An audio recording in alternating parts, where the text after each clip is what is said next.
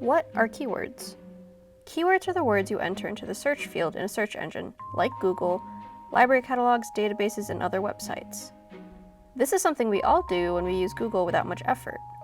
But why do I need to think about keywords for library databases? The words you choose represent the main idea or topic you're looking for and help you get the most relevant results. Library databases function differently than Google.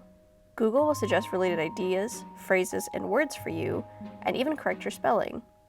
This can be very helpful for everyday searching, but it can also influence and create biases in your research. Library databases typically only search for the exact word that you enter into the search bar.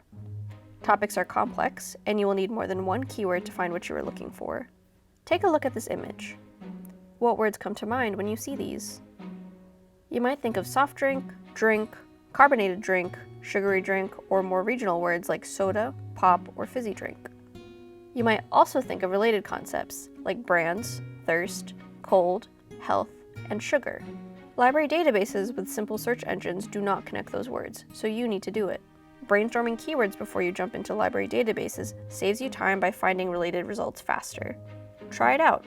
See how many keywords you can come up with for your topic.